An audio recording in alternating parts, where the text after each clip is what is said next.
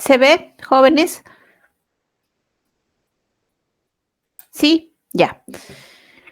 A ver, vamos entonces. Decíamos que las glándulas salivales son tres: parótida, submaxilar y sublingual.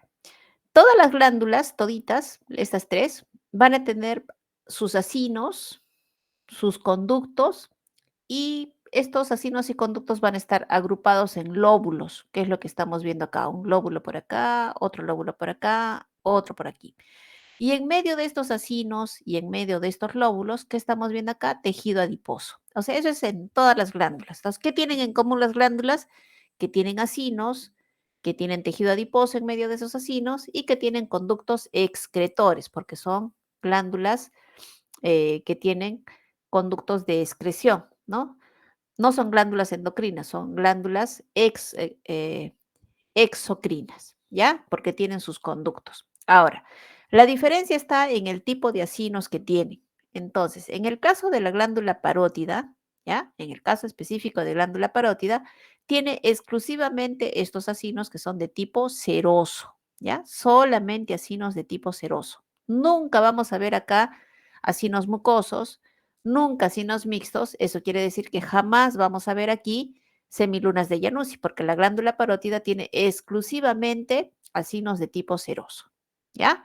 Ahora, en cuanto a sus conductos, los conductos, el más chiquito es este que estamos viendo acá, que tiene células epiteliales cúbicas, ¿no? Y que dan inicio a todo el segmento de conducto excretor de la glándula parótida. ¿Cómo se llama este conducto que tiene células cúbicas en una sola hilera? Se llama conducto intercalar. Es el más pequeñito. Es el que nace, el primero que nace del acino seroso. El otro conducto que lo están viendo acá es el acino eh, que tiene, perdón, el otro conducto, ¿no? El otro conducto que estamos viendo acá es este que tiene el citoplasma denso, eosinófilo y los núcleos oscuros. ¿Cómo se llama este conducto? Conducto estriado. Este conducto estriado, entonces, ¿qué es importante? Porque tiene como una bomba de sodio y potasio, ¿no? Entonces, absorbe agua y sodio y elimina potasio. Esa es la función de este conducto estriado. En cambio, el intercalar, su función es dar inicio al sistema de conductos excretores de, en este caso, la glándula parótida, ¿ya? ¿Qué estamos viendo alrededor? Tejido adiposo, porque hemos dicho que eso siempre se ve en cualquiera de las tres glándulas, solo que en mayor o menor proporción. ¿Listo? Entonces ahí está bonito, ¿sí? Disculpe, ¿podría repetir las funciones de los conductos intercalares? El intercalar dijimos que es el que da inicio al sistema de conductos excretores. En cambio, el estriado es el que tiene la función de absorber agua y sodio y eliminar potasio hacia la luz del conducto, ¿no? Es como una bomba de sodio-potasio que tiene ahí. ¿Ya? ¿Listo? Ok, gracias. Ahora, tenemos otros conductos, ¿no? Este conducto que está en medio de los lobulillos. ¿Se acuerdan que al inicio mencionábamos los lobulillos, ¿no? Entonces, los lobulillos están separados por tejido conectivo y en medio de ese tejido conectivo está este conducto que podría parecer un vaso, pero no es un vaso porque tiene un epitelio cúbico. Este conducto entonces es un interlobulillar, ¿ya? Se encuentra en medio de los lobulillos y nunca lo vamos a ver rodeado de acinos porque está más bien rodeado por tejido conectivo. Vamos con otra glándula, la glándula submaxilar. En este caso también, miren ustedes, esta glándula submaxilar también tiene tejido adiposo, también tiene acá sus conductos interlobulillares y también tiene estos conductos que los estamos viendo así, bastante numerosos, que son los conductos estriados. Es decir, a diferencia de la glándula parótida, en la glándula submaxilar los conductos estriados se ven más numerosos en los cortes histológicos. ¿Por qué? Porque en la glándula submaxilar estos conductos se ramifican más y por lo tanto tenemos más opción de verlos en los cortes histológicos, ¿ya? Entonces, son los conductos estriados que están en mayor proporción.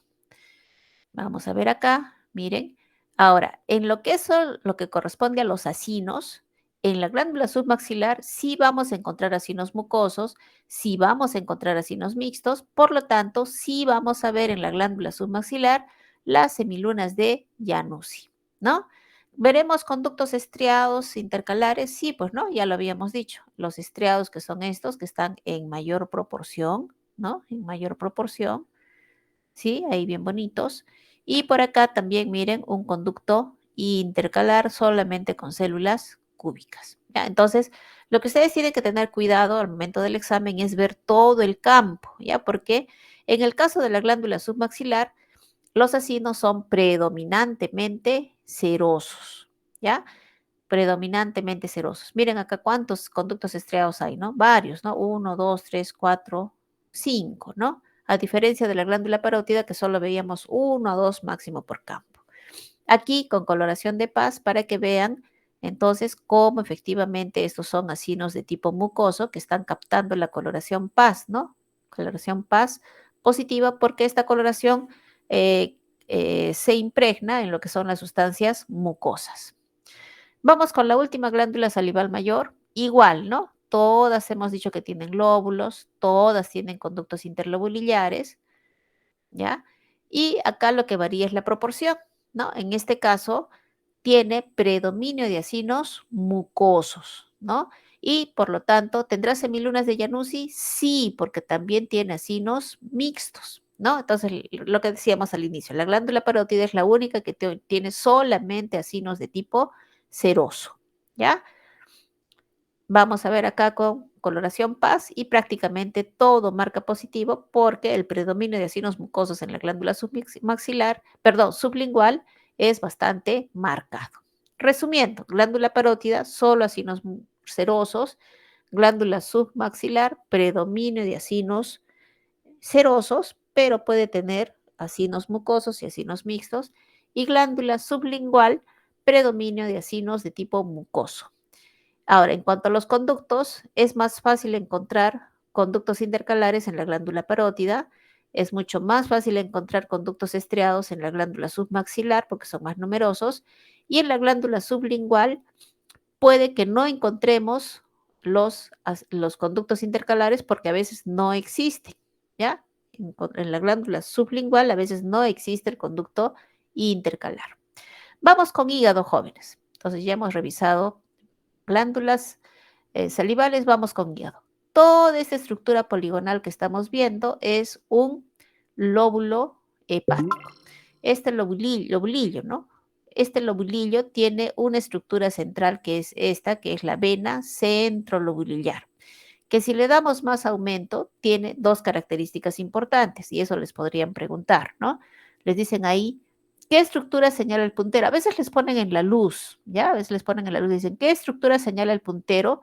Se está refiriendo a la luz de qué estructura, ¿no? Entonces, vena centrolobulillar, así se llama.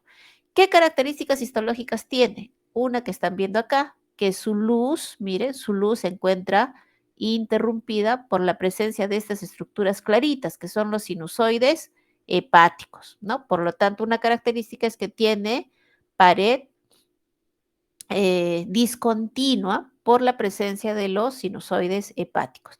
Y otra característica es que ustedes pueden ver que prácticamente los hepatocitos o las trabéculas de Remack tienen contacto con el endotelio porque prácticamente no tiene tejido muscular liso, ¿ya? A diferencia de otras vénulas que habíamos visto que sí se nota claramente el tejido muscular liso, ¿no? Muy bien, volvemos al corte anterior y nos vamos a ubicar en estas zonas, ¿no? En estas zonas que se ven así como vértices de esta figura poligonal que es el lobulillo hepático, y aquí deberíamos encontrar el espacio porta, en el centro la vena centrolobulillar, por eso es que se llama así centrolobulillar, y en el medio, entre estos dos espacios, ¿no? Vamos a encontrar unas líneas de células que constituyen lo que son las trabéculas de Remag. Si ustedes ven ahí, se ve como hileras de células. ¿Qué células son? Los hepatocitos. Y esos hepatocitos forman las trabéculas de Remag, ¿ya? Y en el medio de esos hepatocitos, alternando, vamos a ver estos espacios que son los sinusoides hepáticos. Como son sinusoides, entonces, ¿qué vamos a encontrar? Que su pared está cubierta por otra célula importante en el hígado, que es la célula endotelial, ¿no? Si ustedes recuerdan lo que hacíamos en capilares sanguíneos, el único componente que tienen es la célula endotelial y la lámina basal que lo sostiene, ¿no? Entonces, célula endotelial, ¿sí? ¿De qué estructura? Del sinusoide hepático. Ahora, dentro de estos sinusoides hepáticos vamos a encontrar otras celulitas, miren, que ya no tienen núcleo plano, más bien se ve medio redondeado su núcleo y que son macrófagos en realidad que están en la luz de estos sinusoides hepáticos. ¿Qué células son estas? Son las células de Kupffer. Son macrófagos, pero como son especializados específicamente están en esta zona del hígado, se llaman células de Kupffer, ¿ya? Entonces, ¿qué células podemos ver en el hígado? Hepatocitos, que son células cúbicas, ¿no? Con su núcleo redondeado, las células endoteliales de los sinusoides hepáticos y las células de Kupffer, ¿ya? Esas tres células son las que vemos en los cortes histológicos con hematoxilina eosina. Vamos a la zona de los vértices, ¿se acuerdan? Donde estaban los espacios porta. Efectivamente, acá tenemos todo un espacio porta, ¿ya? Este espacio porta, entonces, que va a tener tres componentes importantes. ¿Cuáles son? Esta estructura así ondulante, con hematíes en la luz, que es la vénula, ¿no? La vénula. Esta otra estructura que tiene una pared más gruesa y que incluso acá se ve una membrana ondulante, ¿no? Que sería la arteriola, ¿no? Entonces tenemos arteriola, tenemos vénula y tenemos otras estructuras que tienen una luz, ¿no? Medias circulares algunas, otras un poco más ondulantes, pero la luz está rodeada por epitelio cúbico o cilíndrico bajo. Ustedes pueden ver ahí unos redonditos alrededor que son los núcleos precisamente de ese tejido epitelial, ¿no? Eso no lo vemos en la arteriola, miren, la arteriola solo tiene las células planas, que es del endotelio, y su membrana limitante interna. En cambio acá sí hay un epitelio, ¿no? Entonces, estos de acá son los conductos biliares, ¿ya? Entonces, vénula, arteriola y conducto biliar, los tres componentes importantes del espacio porta. Ahora, alrededor, ya llegando a la zona del espacio porta, pero todavía en el tejido conectivo que divide a dos lobulillos, también vamos a encontrar otro conducto. ¿Qué conducto? Un conducto así pequeñito, constituido por células epiteliales cúbicas también, con su luz circular, que es el conducto de Herring o también llamado colangiolo. ¿Ya? El colangiolo, conducto de Herring. ¿Ya? ¿Listo? Nuevamente acá, entonces, miren, estos espacios, los sinusoides hepáticos, ¿no? Las células de Kupffer y por acá, a ver, acá, esta de acá, esta célula planadita, que sería la célula endotelial. Y bueno, acá si nos preguntaran acá, ¿qué estructura señala el puntero? Sería trabécula de Remag. Pero si ahí mismo me dicen qué célula señala el puntero, será entonces el hepatocito, ¿cierto? Muy bien, seguimos. Hígado humano es muy similar, solo que no vamos a ver los límites entre lobulillo y lobulillo. Igual a que estamos viendo un conducto biliar, una arteriola y una vénula rodeado todo por tejido conectivo porque es el espacio porta. Acá, un poquito más difícil de identificar tal vez, lo que estamos viendo es la vena centrolobulillar, igual con su pared discontinua. Y acá, bueno, en hígado humano también es un poco más complicado ver a los hepatocitos. ¿Por qué? Porque los sinusoides hepáticos están llenos de un fluido hemático, ¿no? Está más congestivo este hígado humano. Pero igual podemos ver acá, por ejemplo, este sinusoide hepático un poco amplio, ¿no? ¿Sí? Acá que estamos viendo, miren, esta célula planadita, larguita, ¿no? Célula endotelial. Acá estamos viendo un hepatocito con su núcleo redondo, otro hepatocito con su núcleo redondo. Y miren, entre el borde lateral de los hepatocitos, que sería esto, y entre el borde externo de la célula endotelial, encontramos un espacio chiquito, ¿no? Este espacio chiquito, justo donde está el puntero, véanlo bien. Entonces, ese es el famoso espacio de Dice. Ese espacio de Dice donde se encuentran las células de hito, ¿no? ¿Sí? Espacio de Dice con las células de hito. ¿Dónde se localiza este espacio? Entre la célula endotelial del sinusoide hepático y el borde lateral de los hepatocitos o, bueno, de las trabéculas de Remac. ¿Listo? Muy bien. Acá más fácil, hígado con inyección de tinta china, en donde podemos ver ¿no? Dentro de la luz de los sinusoides hepáticos, estas células que han fagocitado la tinta china, que son las células de Kupffer, ¿no? Eso sí creo que ya no merita tanto detalle. Vamos con vesícula biliar.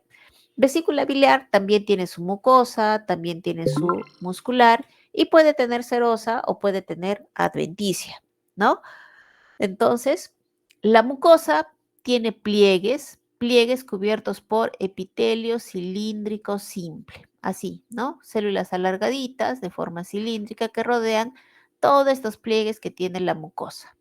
Y debajo de eso encontramos su lámina propia y fibras musculares lisas. Ahora bien, cuando se pegan estas fibras musculares lisas con el tejido epitelial, algo que no es normal, ya se pegan, se profundiza tanto el epitelio y se hunde tanto hacia la zona del tejido muscular, esta zona se llama seno de Rokitansky-Ashkov, ¿ya? Cuando el epitelio tiene contacto directo con el tejido muscular. Lo normal sería como en esta zona, que tengamos todavía el tejido conectivo laxo, es decir, la lámina propia. Pero a veces por los procesos inflamatorios repetitivos, es como que el epitelio retrocede, ¿no? Retrocede hasta la capa muscular y toma contacto con esta, ¿ya? Entonces, estas zonas de hundimiento del tejido epitelial hacia la capa muscular, los senos de Rokitansky-Ashkov, característicos de la vesícula biliar. Aquí, ¿no? Igual, miren, el epitelio cilíndrico simple, ¿no? Todo esto de acá. Y nuevamente acá, nuestras fibras musculares lisas, cómo entran en contacto. Entonces, ¿qué estructura señala el puntero? Si nos pusieran ahí, sería seno de Rokitansky-Ashkov. Y nos vamos con la última glándula importante del aparato digestivo, que es el páncreas. El páncreas, entonces, que tiene su componente endocrino y su componente exocrino. El componente endocrino ya lo habíamos visto en el capítulo anterior, que son los islotes de Langerhans.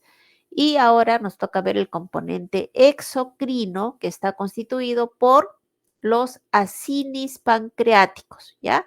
Cada una de estas estructuras, todas estas de acá, son los acinis pancreáticos, que tienen dos tipos de células. Unas, estas que van en la periferia del acini, más o menos de forma piramidal, con gránulos de simógeno, ¿no? En su citoplasma, ¿ya? Núcleo redondeado. Estas son las células acinares, ¿ya? Acinares que tienen función síntesis de proteínas, ¿no? Y que después las acumulan a modo de gránulos de simógeno, ¿no? Y aparte, miren, tenemos esta otra celulita que tiene su núcleo redondeado y el citoplasma pálido, ¿no? Pálido, miren el citoplasma. A diferencia de las células acinares, que tienen el citoplasma granular, ¿no? Bien pigmentado. Estas de acá, no, estas tienen el citoplasma pálido y estas son las células centroacinares. También se les dice células acinosas y centroacinosas, ¿ya? Entonces, como hayan hecho en teoría, según eso las denominan, ¿ya? Acá, igual, miren, células acinares, ¿no? Estas con su citoplasma granular, eosinófilo, y esta de acá, así, con citoplasma pálido y su núcleo bien redondito, células centroacinares. Acá las células centroacinares no sintetizan nada, simplemente empiezan, al igual que se acuerdan los conductos intercalares, acá en páncreas también tenemos conductos intercalares. Entonces, ¿de dónde se inician estos conductos intercalares? Precisamente se inician a partir de las células centroacinares. ¿Ya? Muy bien. Entonces, ¿qué nos podrían preguntar acá? ¿Qué estructura señala el puntero? Acini pancreático. ¿Qué célula señala el puntero? Célula acinosa o si no, también le pueden llamar célula acinar. Y acá, ¿qué célula señala el puntero? Célula centroacinar. Y acá, para que vean, miren esta zona, ¿no? Se ve como un conducto con células pálidas, que sería un conducto intercalar, que es el conducto más chiquitito que podemos ver en páncreas. Por último, ya para terminar tubo digestivo, vemos una coloración de Mallory-Assange que nos permite ver el tejido conectivo en color azul, ¿no? Que está rodeando ambos componentes del páncreas, ¿no? El componente exocrino y endocrino. Y también la presencia de vasitos sanguíneos, ¿ya? Listo, con eso terminamos entonces tubo digestivo y nos vamos a el siguiente, al siguiente tema que sería aparato urinario, ¿cierto? Muy bien, entonces nos vamos a aparato urinario. ¿Cuál es? A ver, este es. Listo. ¿Se ve, jóvenes? ¿Sí se ve? Sí, doctora. Sí, doctora. Ya, Sí, listo, doctora. muy bien. Muy bien, entonces nos vamos con aparato urinario. Aparato urinario, recuerden ustedes que la nefrona era la unidad fundamental, ¿no? Y la unidad fundamental, que la nefrona está constituida por el glomérulo, ¿no? Este glomérulo está constituido por el tubo contorneado proximal, el tubo contorneado distal y el asa de Henle, ¿sí? Nada más. El tubo colector no se incluye dentro de la nefrona. Ahora, si hablamos específicamente del glomérulo, ¿por qué está constituido? Por dos elementos, ¿cierto? La cápsula de Bowman y los capilares glomerulares, ¿sí? Los capilares fenestrados, ¿no? Entonces, esos son los dos componentes si es que hablamos solamente del glomérulo.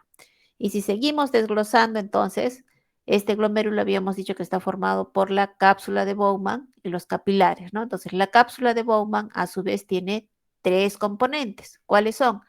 Este de acá primero, que está constituido por células epiteliales planas, que es la hoja parietal de la cápsula de Bowman. Después viene este espacio, que sería el espacio de Bowman. Y finalmente, este de acá periférico al ovillo vascular, que estaría dado por estas celulitas que son los podocitos. Y estos podocitos forman lo que constituye la hoja visceral de la cápsula de Bowman. Resumiendo, ¿cuáles son los componentes de la cápsula de Bowman? La hoja visceral constituida por podocitos, el espacio de Bowman y la hoja parietal constituida por células epiteliales planas. ¿Qué constituye el glomérulo? ¿Qué elementos? El ovillo vascular y la cápsula de Bowman. ¿Y qué elementos constituyen la nefrona? El glomérulo, tubo contorneado proximal, tubo contorneado distal y el asa de Henle. Ya, eso es la manera de resumen para que nos ubiquemos mejor. Muy bien, vamos ahora entonces con una estructura importante dentro de esta zona de la corteza del riñón. ¿Ya? ¿Cuál es? Entonces, primero, vamos con el ovillo vascular. En el ovillo vascular, ustedes van a ver estos espacios que a veces se encuentran vacíos o tal vez a veces como acá que se ven llenos de hematíes, ¿no? Entonces, estos de acá son los capilares sanguíneos fenestrados. ¿Cómo es que se forman estos capilares sanguíneos fenestrados? Pues a partir de una arteriola que ingresa, ¿no? La arteriola que ingresa a esta zona y forma el glomérulo sería la arteriola aferente, ¿no? Se forma entonces el ovillo, se va haciendo más pequeñita, más delgadita y forma los capilares fenestrados. Y luego estos capilares fenestrados nuevamente tienen que juntarse y hacerse mucho más grandes, ¿no? Hasta que forman otra arteriola que es la arteriola eferente, que es la que sale de este glomérulo, ¿ya? Ahora, en medio de estos capilares sanguíneos encontramos todas estas células que ustedes están viendo acá con sus núcleos redonditos, que son las células mesangiales intraglomerulares. ¿Por qué son importantes estas células mesangiales intraglomerulares? Porque estas cumplen una función de fagocitosis, ¿ya? Evitan que en esta zona haya sustancias extrañas. ¿Qué pasaría si es que acá hay sustancias extrañas que están fastidiando ahí alrededor de los capilares? No habría una buena filtración, ¿no? Y si no había una buena filtración, entonces no había nada para drenar al espacio de Bowman y posteriormente al tubo contorneado proximal. Entonces, estas células mesangiales hacen una limpieza de esa zona, pero no, el término adecuado no es limpieza, ¿no? Entonces cumplen una función de fagocitosis a este nivel, las células mesangiales intraglomerulares. Y bueno, ya habíamos dicho que por fuera, protegiendo todo este ovillo vascular, están los podocitos que forman la hoja visceral de la cápsula de Bowman. ¿Ya? Hasta ahí entonces solamente glomérulo. Nos vamos ahora a esta zona, hacia la zona del polo vascular. Y en este polo vascular estamos viendo un tubo contorneado distal. ¿Por qué aseguramos que es el tubo contorneado distal? Porque miren, en esta zona que está pegada al glomérulo, los núcleos están muy juntitos entre sí y esta zona del tubo distal, que tiene así los núcleos como en empalizada, se denomina la mácula densa. La mácula densa que es un quimioreceptor, un osmoreceptor. ¿Por qué? Porque detecta la concentración de los niveles de sodio que pasan a través de la luz de este tubo contorneado distal. Entonces, si ven que se altera la concentración, entonces se dispara todo un ciclo de renina, angiotensina, aldosterona, ¿no? Y entonces entra a tallar ahí lo que es el aparato yuxtaglomerular, ¿cierto? Entonces, ¿cuáles son los componentes del aparato yuxtaglomerular? Uno es este, ¿no? La mácula densa, ¿no? Ya hemos dicho parte, o sea, ¿dónde se localiza la mácula densa? En el inicio del tubo contorneado distal, en contacto con el polo vascular del glomérulo, ¿sí? ¿Qué función? Detectar los niveles de sodio que está pasando por la luz de este tubo contorneado distal. ¿Qué otro elemento vamos a encontrar? Creo que hay otra imagen más bonita. Acá, ¿no? Acá nuevamente, miren, tubo contorneado distal y toda esta zona con núcleos en empalizada que es la mácula densa, ¿sí? Y en el medio, miren ahora, hay otras celulitas, estas de acá, que son las células yuxtaglomerulares, segundo componente del aparato yuxtaglomerular. ¿Por qué son importantes las células yuxtaglomerulares? Porque tienen unas células que vienen a hacer modificación de sus fibras musculares lisas y estas células yuxtaglomerulares son importantes porque en su citoplasma van a tener gránulos de renina, ¿ya? O sea, estos gránulos de renina se sintetizan en las células yuxtaglomerulares, si es que no se necesitan, se almacenan ahí dentro de la célula yuxtaglomerular y cuando se necesitan, recién entonces son enviadas al torrente sanguíneo, ¿ya? Esa renina para formar lo que les decía, ¿no? El sistema renina, angiotensina, aldosterona para el control de la presión arterial. Entonces, mácula densa, células yuxtaglomerulares, ¿sí? Vamos acá con este corte. Igual, ¿no? Tubo contorneado distal y todo esto de acá es la mácula densa. Acá, ¿no? En las primeras células que están en contacto con la mácula densa, las células yuxtaglomerulares. Y si me voy un poquito ya hacia la zona del glomérulo, pero todavía sin entrar, voy a ver unas celulitas que son muy parecidas a estas mesangiales que están dentro del glomérulo, solo que estas ya están saliendo, ¿no? Entonces, estas de acá son las células mesangiales extraglomerulares. Entonces, en resumen, ¿cuáles son los componentes del aparato yuxtaglomerular? Mácula densa, células yuxtaglomerulares y las células mesangiales extraglomerulares, en ese orden. Doctora, una consulta. ¿Esa Sí. mácula densa de qué células está compuesta? Viene a estar formada por células del tubo contorneado distal, pero que sufren una modificación y se aglomeran. Ya. Solamente es eso, o sea, es una modificación de las células del tubo contorneado distal. Porque da la impresión de que estuviese conformado por las células yuxtaglomerulares como están cerca. Es que están cerquita, están bien cerquitas, pero las que van a la luz del tubo contorneado distal, esas son las células de la mácula densa. O Ya, sea, siendo doctora. que yo no puedo voltearle la flechita, pero la flechita debería en este sentido, ¿no? O sea, de acá, de la luz hacia esta zona donde se aparecen justo las células como en empalizada. Y Ya, esa es la mácula densa. ¿Ya? doctora, gracias. Listo. Acá sí podemos ver bien el espacio de Bowman, la hoja parietal, los podocitos, ¿no? Y acá las células mesangiales y intraglomerulares y los capilares sanguíneos. Vamos a aprovechar este corte a su vez para ver los tubos, ¿no? Los tubos. Este que tiene el citoplasma eosinófilo, la luz un poco ondulante. Aquí como si tuviera un borde en cepillo, ¿no? Medio desflecado. Esto de acá es tubo contorneado proximal. Igual acá, ¿no? Este tubo contorneado proximal, ¿dónde nace? En el polo urinario del glomérulo renal. Este es el polo vascular, ¿cierto? Entonces, acá, justo en contacto con el espacio de Bowman, sale lo que viene a ser el primer segmento de los túbulos del riñón, que está dado por el tubo contorneado proximal. En algunos cortes histológicos a veces se logra ver cómo es que nace, ¿ya? En un ratito vamos a poner un esquema para que lo recordemos cómo es que debería de ser. ¿ya? Entonces acá ya vimos tubo contorneado distal y acá tubo contorneado proximal. Acá también miren un pedacito, ¿no? En el que se ve núcleos redondos, ¿no? Con citoplasma que rodea a todo el núcleo, también sería acá entonces un tubo contorneado distal. A diferencia de este, miren este que está acá arriba, en el que el núcleo pareciera que está sobresaliendo a la luz, ¿no? ¿No? Le falta citoplasma, pero se nota acá todavía que sí tiene citoplasma. Entonces, este de acá sería un asa gruesa de Henle. ¿Ya? Listo. A ver, ¿qué más tenemos por acá?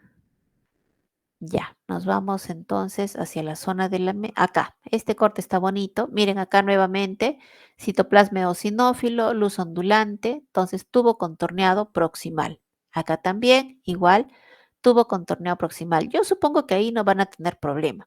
En este túbulo tampoco. Lo que tienen que hacer es mover bien el micrométrico. Ojo, siempre les ponen un glomérulo para que se ubiquen. O sea, si ustedes ven una zona así medio redondeada, o es páncreas o es riñón, ¿ya? Entonces no se van a confundir, ¿sí?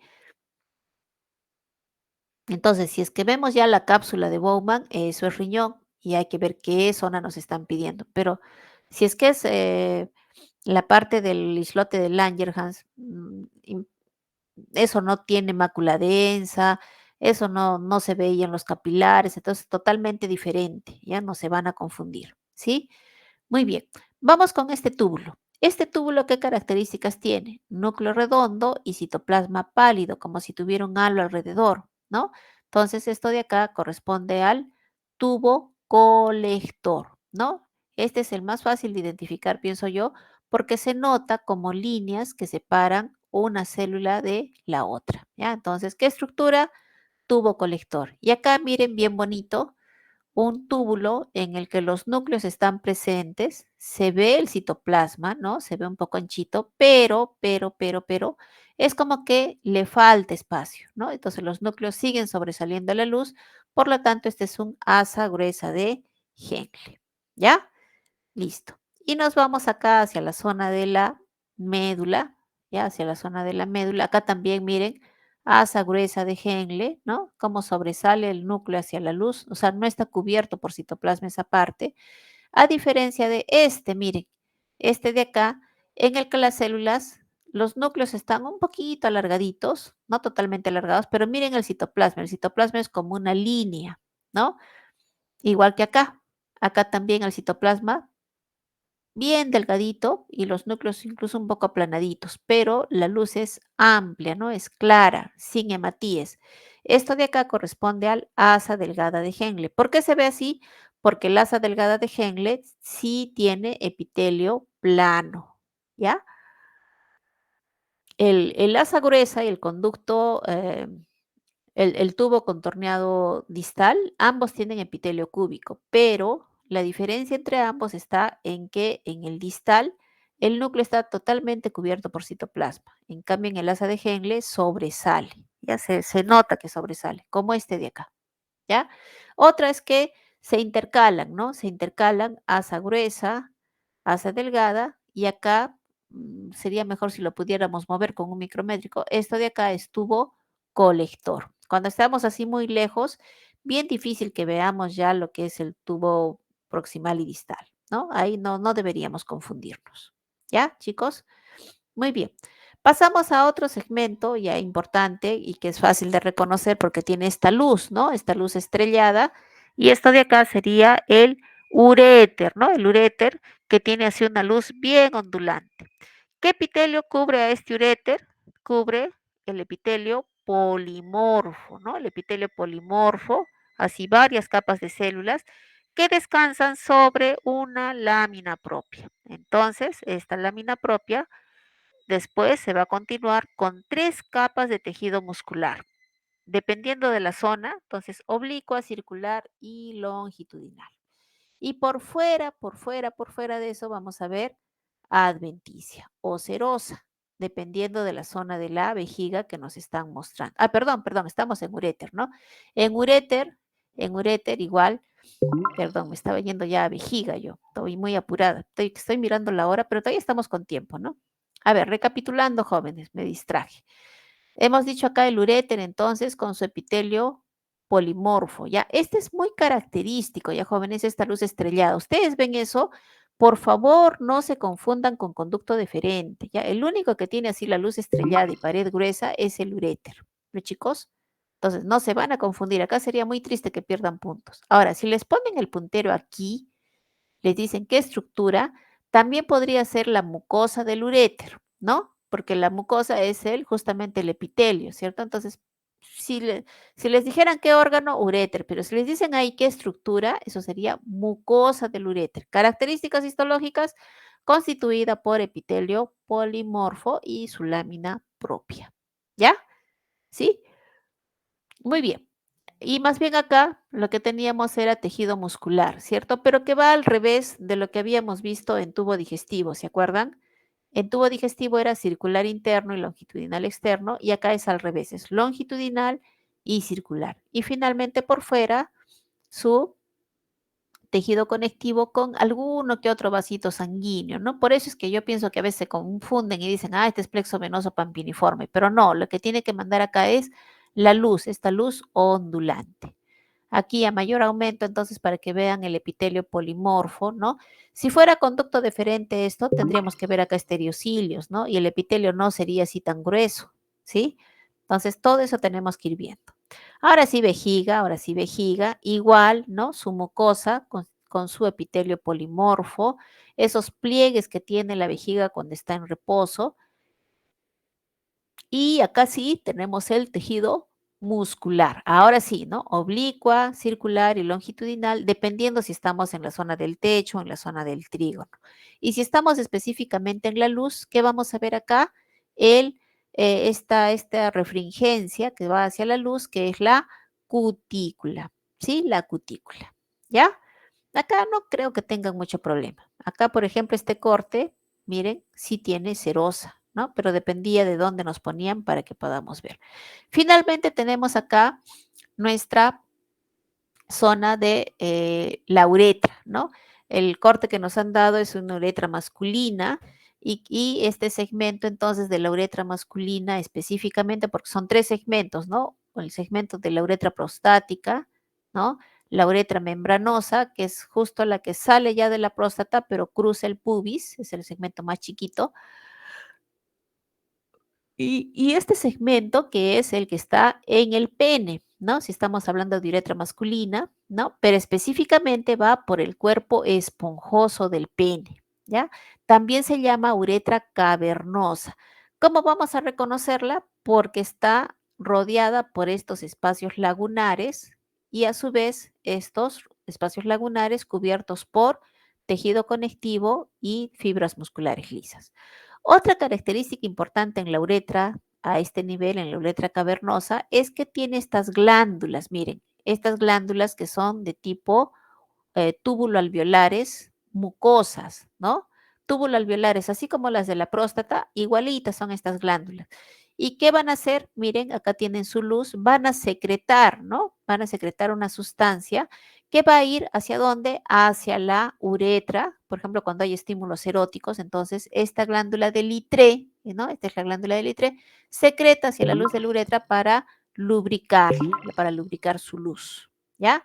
Las famosas glándulas de Littré, ¿dónde se encuentran? También, ¿no? Entonces, en el cuerpo esponjoso, en el dorso de la uretra, ¿ya? Porque su función es precisamente eso, lubricar la uretra.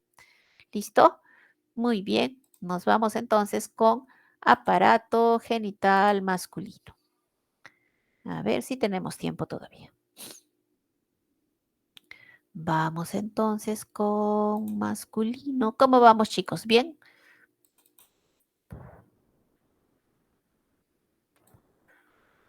Sí, Ya. A ver, vamos. Listo. Último esfuerzo que tenemos que hacer, chicos, ya para acabar nuestro curso. A ver, vamos con aparato genital masculino, ¿no? Entonces, uno de los cortes que vimos primero era lo que correspondía a testículo epidídimo, ¿cierto? Acá está testículo, acá está epidídimo, y acá en testículo, entonces vemos que está rodeado por este tejido que se ve de color rosadito, que es la albuginia. ¿no? La albuginia del pene. Ahora, esta zona es diferente, ¿no? A esta de acá, porque este es el epidídimo. Vamos a ir un ratito al epidídimo, que está constituido por los túbulos epididimarios, ¿no? Que los habíamos visto con coloración de Oyama, pero ahora lo vemos con hematoxilina eosina. Son células cilíndricas, pero que tienen hacia la luz esta especie de pestañitas que son los estereocilios. Por lo tanto, es epitelio cilíndrico con presencia de estereocilios, ¿ya?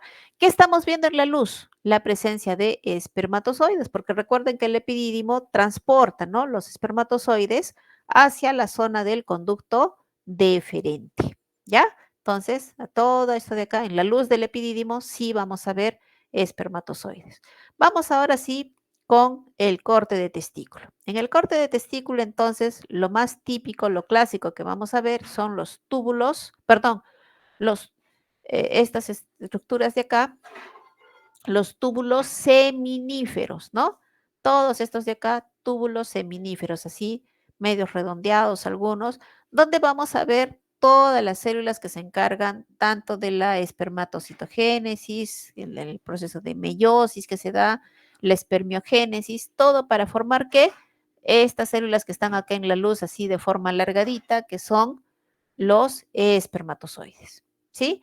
Entonces, nos vamos a la parte más periférica y ¿qué células vamos a encontrar? Estas que tienen sus núcleos bien redonditas. Yo no creo que se confundan acá, es cuestión de mover nada más el micrométrico bien. Y estas de acá son las espermatogonias, ¿no? Las espermatogonias que en el proceso de espermatocitogénesis, ¿qué van a formar? Estas otras células se ven mejor acá, creo, en este tubo. ¿Ya? Acá, miren, espermatogonias por espermatocitogénesis que van a formar estas otras células que ya no tienen la cromatina oscura ni de forma redondeada, sino más bien la cromatina se ve como si fuesen filamentos, ¿no? Algunos lo describen como letras chinas y estos son los espermatocitos 1, ¿no? Entonces, espermatogonias a espermatocitos 1 se convierten por el proceso de espermatocitogénesis. Después viene un proceso de meiosis en el que espermatocito 1 pasa espermatocito 2, que no lo vemos en el corte histológico, finalmente va a formar estas celulitas de acá, ¿no? Que se ve con los núcleos redondeados, pálidos, bien chiquitos, que son las espermátides, ¿no? Las espermátidas, las cuales finalmente por el proceso de espermiogénesis van a formar finalmente nuestros espermatozoides, ¿no? Con toda la carga genética masculina. Repasando las células entonces, cromatina oscura, densa, redondeada, espermatogonia. Núcleos con cromatina filamentosa, eh, disgregada, ¿no? Como letras chinas, espermatocito 1. Y núcleos pálidos, ¿no? Con forma redondeada, espermátides. Ahora, para que todo este proceso se dé, ¿qué células nos va a ayudar? Esta de acá. Esta de acá, que es la célula de Sertoli, que tiene múltiples funciones, ¿se acuerdan? Pero dentro de las más importantes está, por ejemplo, la que puedan madurar unas células que están por fuera del túbulo, que son estas. Estas células de acá, que son las células de Leydig. ¿Cuál es la función de las células de Leydig? La secreción de testosterona para los caracteres sexuales masculinos. ¿Dónde se encuentran estas células? En el tejido intersticial que está rodeando a los túbulos seminíferos. Por eso también se les llama células intersticiales. ¿Ya? Muy bien. Ahora, volvemos acá a las células de Sertoli. Estas células de Sertoli, miren, acá sí se logra ver bonito, tienen un núcleo más o menos de forma triangular, un nucleolo prominente, ¿ya? Y el citoplasma más bien nunca lo vamos a ver bien definido, pero el citoplasma se dispersa en todas las células de la línea espermatogénica, es decir, hasta arriba, porque es la que se encarga, entre otras funciones, de dar el sustrato necesario para que se pueda dar los tres procesos que hemos dicho, ¿no? La espermatocitogénesis, la meiosis y la espermiogénesis. ¿Ya? Muy bien. Ahora, otra función importante que tiene es que forma los compartimientos del tubo seminífero, ¿no? Entonces vamos a tener un compartimiento extratubular y un compartimiento intratubular, ¿no? Se unen estas células de Sertoli Y hacia afuera, en el compartimiento extratubular, van a quedar las espermatogonias y en el compartimiento intratubular van a quedar desde los espermatocitos primarios hasta los espermatozoides. ¿Por qué se forma la barrera hematotesticular? Para proteger precisamente todos los procesos que hemos mencionado, para que a través de la sangre no llegue ningún antígeno que pudiera destruir esto, ¿ya? Entonces, ¿quién forma la barrera hematotesticular? Las células de Sertoli. ¿Quién es el que permite que las células de Leydig maduren? Las células de Sertoli. ¿Quién da el sustrato necesario para formar toda esta diferenciación hasta espermatozoides? Las células de Sertoli. Y entre otras funciones más, ¿ya? Entonces, ¿qué es lo que tenemos que hacer acá en esta lámina? Reconocer bien dónde está la flechita para ver qué célula nos están pidiendo, ¿ya? Si es espermatogonia, espermatocito, espermatozoide o espermátide, ¿ya? Listo. Muy bien. Nos vamos con la siguiente lámina y ahora sí viene el cordón espermático, ¿no?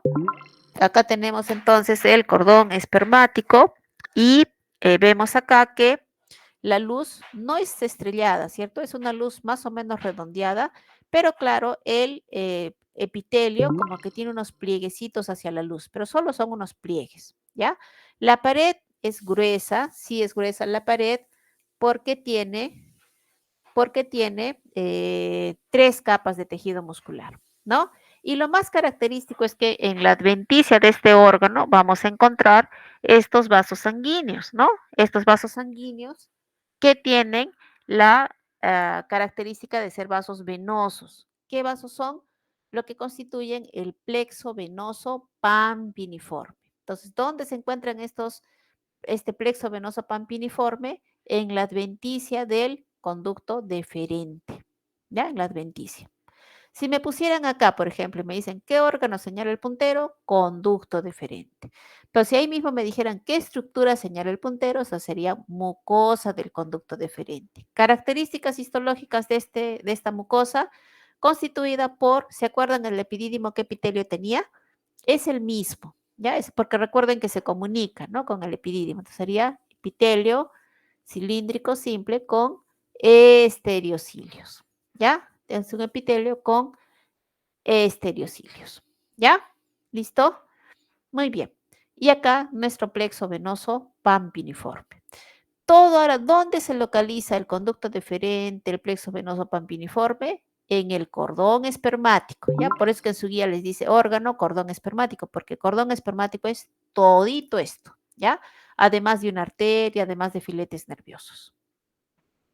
Muy bien, acá Doctora, está, ¿sí? disculpe, entonces siempre que nos pregunten por órgano tendría que ser cordón espermático. No, no, no, no, porque les van a poner acá, mira. Por ejemplo, acá, si te dicen ahí específicamente, ahí sí estamos dentro específicamente del conducto deferente, ¿no? ¿Sí? Si nos dicen ahí, por ejemplo, ¿qué estructura señala el puntero? Mucosa del conducto deferente, ¿no?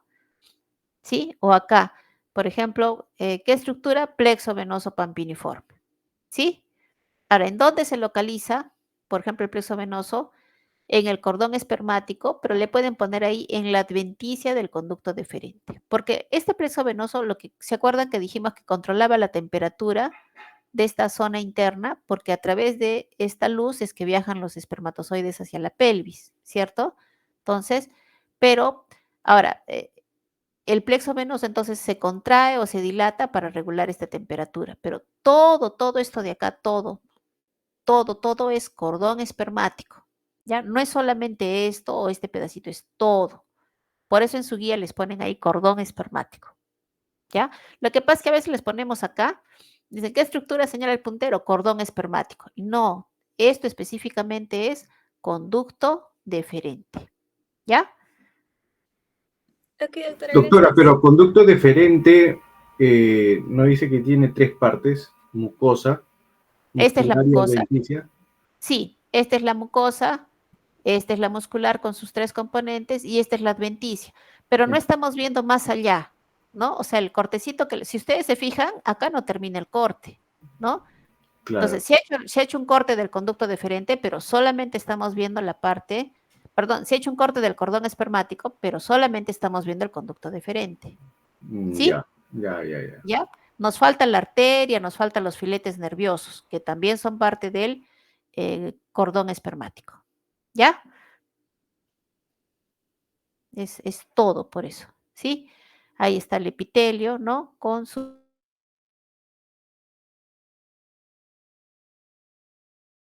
glándulas anexas del aparato genital masculino, y la primera que vimos, así como con astas de ciervo, era la vesícula seminal, en cuya luz ya hemos aclarado varias veces que aquí no hay espermatozoides, ¿sí? Acá nunca debe haber espermatozoides. Si es que hubiera espermatozoides acá, algo está mal, ¿no?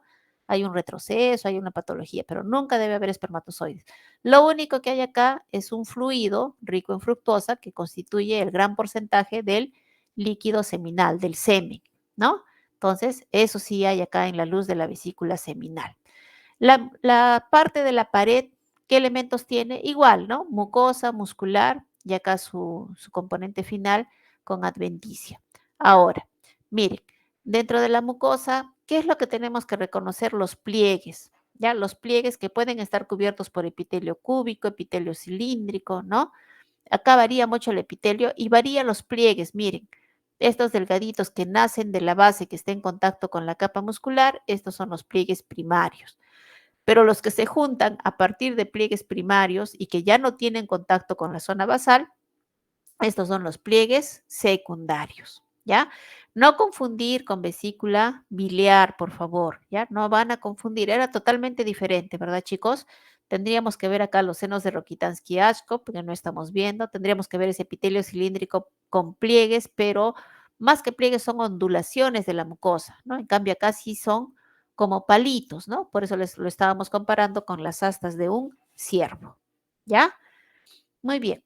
Vamos con próstata, y próstata lo que tiene son estas glándulas tubuloalveolares. Todo esto de acá son glándulas tubuloalveolares. Las habíamos mencionado también en glándulas de Littré, ¿cierto? Pero acá ahora estamos en próstata. Glándulas tubuloalveolares que van a formar el parénquima de la próstata, ¿ya? El parénquima de la próstata. Entonces, si yo le doy más aumento, este parénquima de la, si me dijeran acá, por ejemplo, ¿no? Es parénquima prostático. Características histológicas del parénquima prostático, constituido por glándulas tubuloalveolares que a su vez están cubiertas por un epitelio cilíndrico simple. ¿Y rodeadas por qué?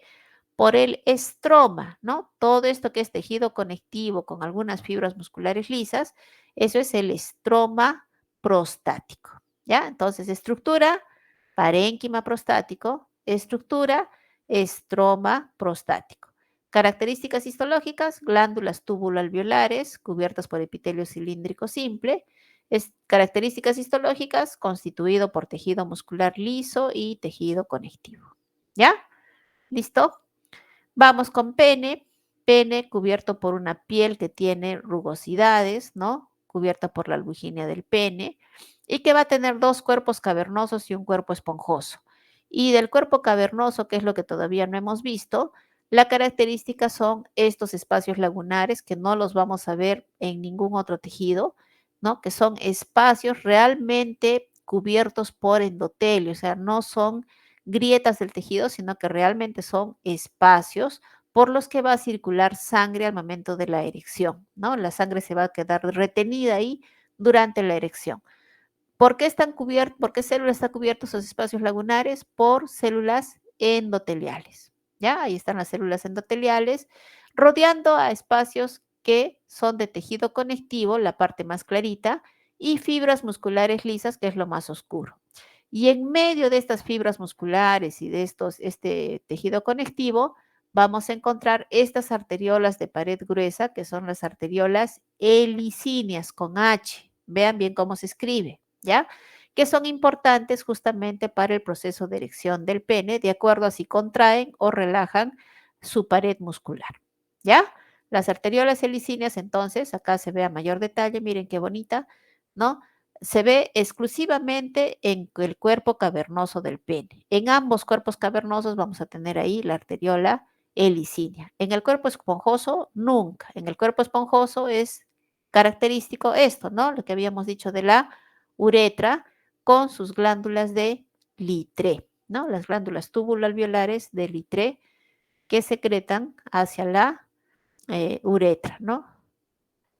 haya mayor aumento, ¿no? Y miren acá también su secreción, ¿no? Así como la vesícula seminal, ¿no? Que se contrae para lubricar y dar el sustrato, el mayor componente del líquido, del esperma, ¿no? Igualito acá, estas glándulas del litré, por estímulos eróticos, secretan su contenido hacia la uretra. Listo, terminamos entonces masculino y no sé, no me dice nada que falte, que se vaya a cortar. Vamos poniendo la de femenino, ¿ya? O preferible entramos con el otro enlace, ¿les parece? Sí, doctora, mejor. Mejor, ¿no? Porque si no nos va a cortar. Ya, nos unimos entonces con el otro enlace, chicos.